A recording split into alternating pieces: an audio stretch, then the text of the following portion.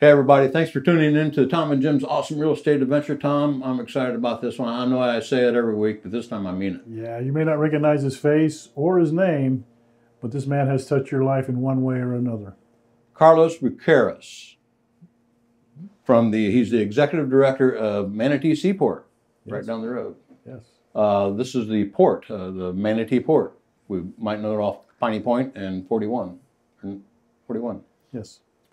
Thanks for being here this morning. What a pleasure. What an honor. There's so much to cover and so much that I don't know, and there's a lot to learn. So thanks for being here this morning. Thank you for inviting me. Okay, good. Manatee Seaport, the closest U.S. deep water port north of the Panama Canal, correct? Correct. We hold that record. So, the Panama Canal has just been expanded a few years ago.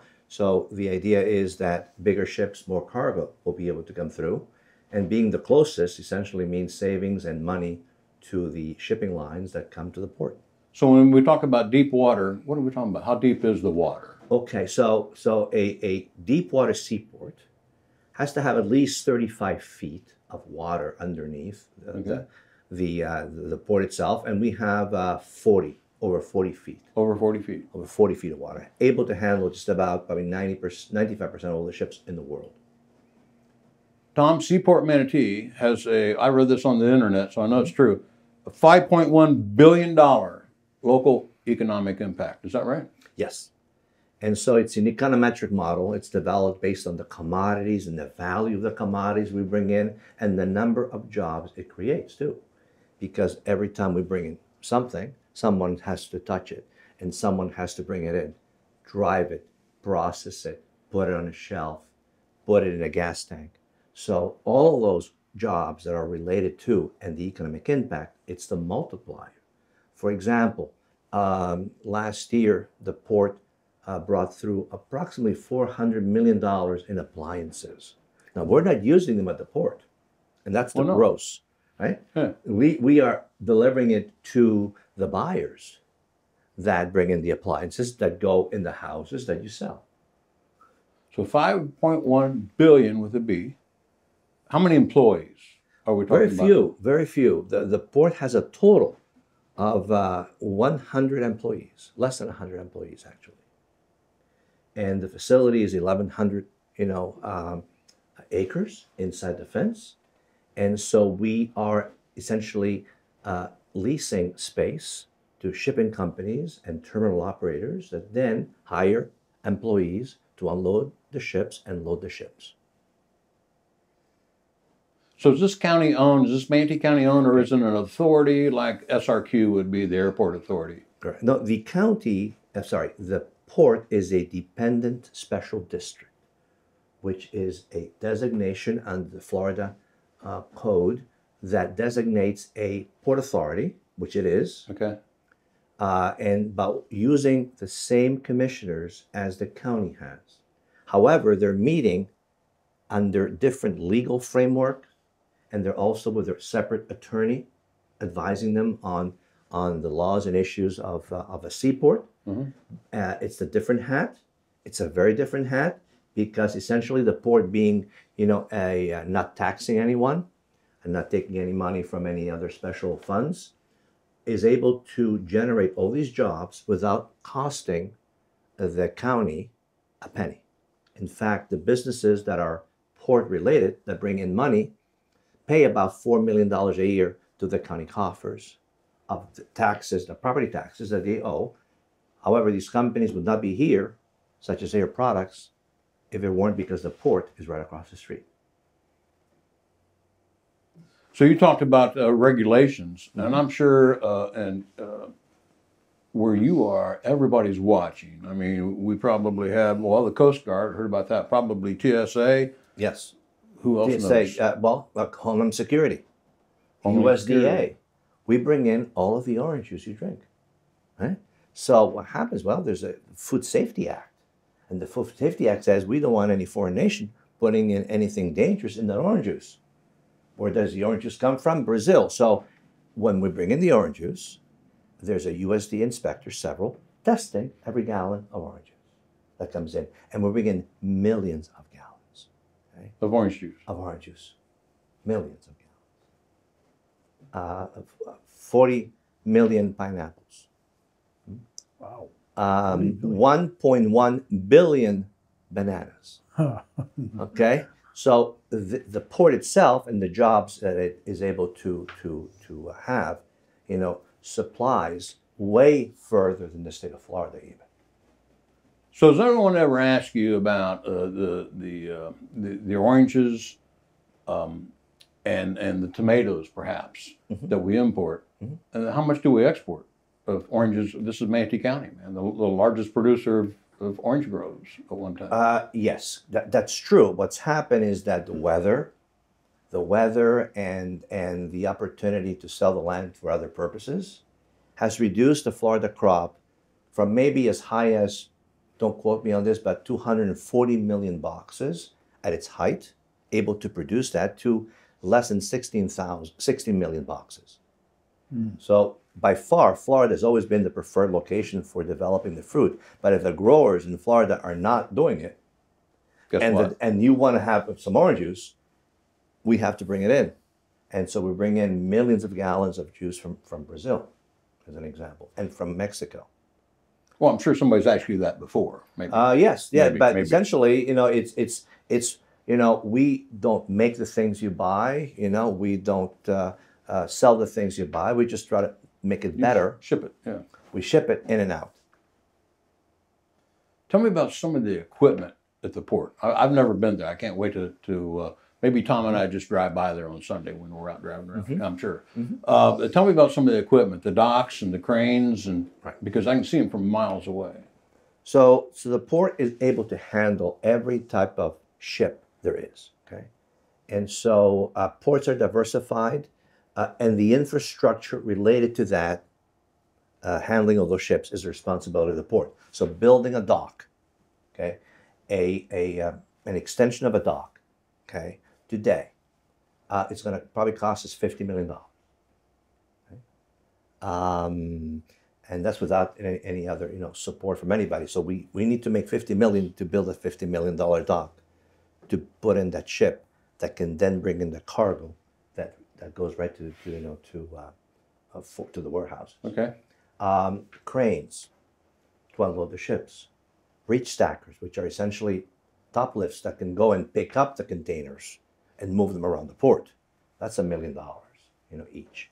Now we don't operate those, so we do requests for proposals from companies between them and the shipping line to do that on our land. That's why we only have 100 employees, because we run security. Security has to be ours by law. Very tight security. No one can get in and out of the port without the port knowing who they are and where they're coming from, for obvious reasons. And we do the let's say the administrative tasks of making sure that those terminal operators are doing their job as they're supposed to by their contract. But we don't actually run the forklifts, and we don't load the containers, and we don't unload the ships. There are companies at the port who do that. So how about the pilots? That's something that we were talking about earlier. The pilots of those ships, is that, who operates that? Is it the liner, the shipping company? So by law, any ship coming in has to take on a state of Florida pilot. In this case, the Tampa Bay pilots. So at Egmont Key, which is the pilot station, the pilot gets on the ship and brings it into whatever facility in Tampa Bay it's supposed to go to. So the pilot's responsible for bringing it in, and the pilot's responsible for bringing it out. Because they know the bay. They know what's out there. They know the bay. They know all the nooks and crannies. So there's no issue, with any hitting any hard surface that then has a problem with the ship. And so as a result, the pilots are by law mandated and obliged, and there's responsibility to bring in the ships. Interesting. Okay, one more thing. Tell us about what happens during the storm, during a hurricane. Okay, I mean, you guys close up and everybody goes home to their families, and they... We don't. We stay. We stay. We stay with essential personnel. So during the storm, the captain of the port, which is the Coast Guard, depending on the condition, will order all ships to leave the port and search for a safe haven. Go north, go south. You're not staying at the port. Why? Because if it sinks at the port, we have a big problem. Okay. Okay. So ships are ordered by the captain to leave the port. And they Right, go let's where? say. And they can go anywhere where they could be safely, let's say, anchored. Anywhere. So depending on the weather, right? So the captain is responsible for taking the ship out. Actually, the pilot comes on to Egmont Key and then waves goodbye to the ship. Then, during the storm, before the storm, all of the equipment at the port that can fly around is secured and tied down. Then we send all the non-essential personnel home. Anybody in engineering, anything we're not going to need. And then the port hunkers down for the storm. We have all the security people there because itself, the gates, if you want to come into the gate through the port and you have you have the permit to go through, you can do it literally, 24/7 during the year. And during a storm, the port's gates never closed. Now, if you could not drive to the port, that's different. Right. But if you drove to the port, you wanted to get in, you could get in through the storm. After the storm, the Coast Guard takes the soundings to make sure that they clear the port in the event there are some obstructions to the channel. Any debris or something that would be a hazard to navigation. Understand. And as soon as they clear us, the ships come right in. We were talking earlier about a fuel supply and how that works and to the tanker trucks. Tell us again about that. And so the port is a fuel terminal handled by a company by the name of Transmontane. Imagine, a large the gas station to the tanker trucks that bring the gas to your gas station, right? It's an equivalent gas station. So this fuel comes in by ship, gets put on those tanks by this company, and then the tanker trucks that deliver to your local gas station come in and fill up as if you were filling up your car at the local, gas facility. Mm-hmm. They swipe their card, they connect the hose to the tank, 8,400 gallons. They fill it in about 15, 20 minutes. They head out of the port, go to the station, drop the entire fuel supply, come right back to the port, and they're doing that 24/7. So it is really a fantastic, if you would, fantastic logistics machine that makes sure that no one runs out of fuel. So even when a storm is approaching, we still have fuel as a priority. Fuel, I think, is the top priority. I think for or one of the top priorities for the state and the port in terms of making sure that prior to the storm, during the storm, or after the storm, that you can get to where you're supposed to go. Interesting. Makes Things sense. you never think about.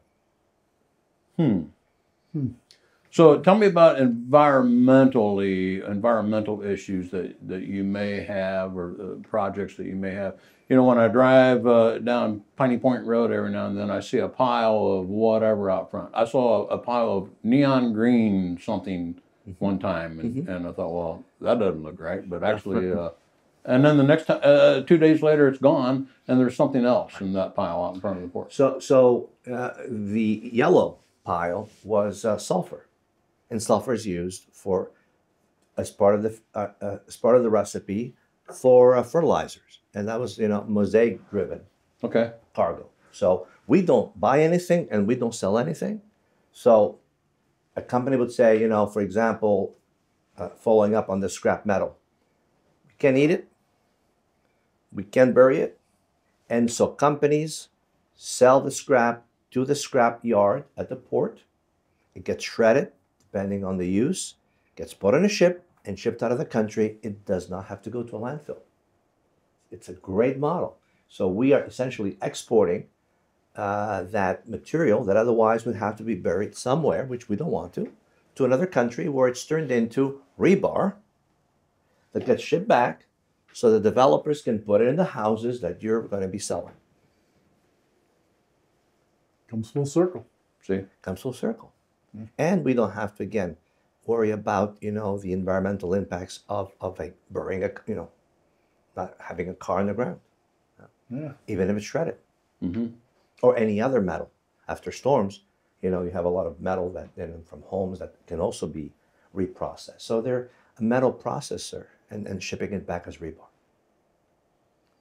So as I drive by the port, also I see other companies. Obviously, they support the port, or they may utilize the port. That I mean, that whole area in that port area is just, you know, is growing up. And now with Moccasin Wallow Road, that extension being widened, even there's more activity at the port. I'm sure that Yeah, the ports grow by the demand of the consumer growth. You know, there are ports that have shrunk. If everybody moves, for example, you know, ports in the Northeast of the U.S. that, you know, have shrinking populations, you know, import less by design. We, on the other hand, need to keep up with the growth of the homes and the residents that you all are selling, because, you know, you can't do it with the same amount of fuel or the same amount of fruits and vegetables or orange juice. We were doing it 25 years ago. So ports grow by the demand of the consumer. We are the only port that's ever going to be built on the west coast of Florida. And so the growth of the port is critical to maintaining that growing population, you know, being able to purchase the services and products and commodities and food that they want to buy. Any new products coming to the port?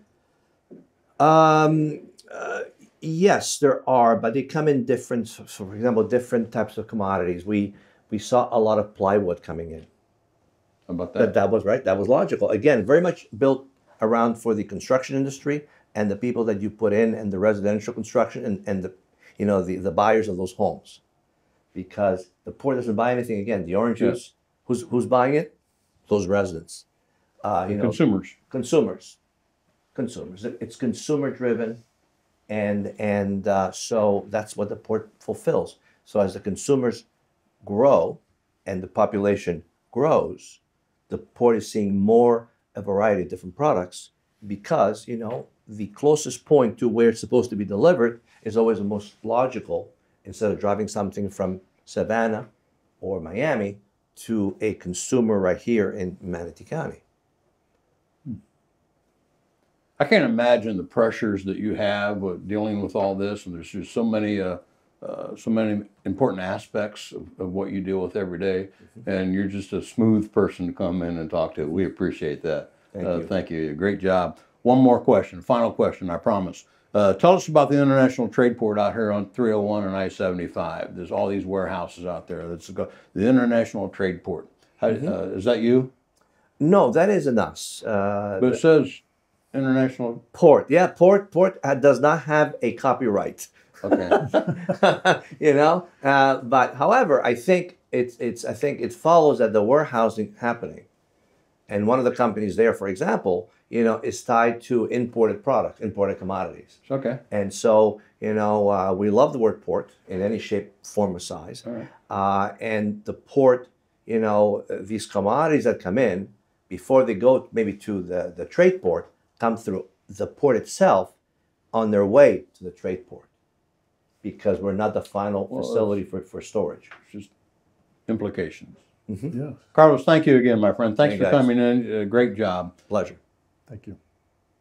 Okay. And if you like what you hear, please hit the like and share button at the bottom, and then let everybody else know what you're seeing and hearing on the Tom and Jim podcast. Great stuff. Everybody, thanks for watching. We'll see you next time.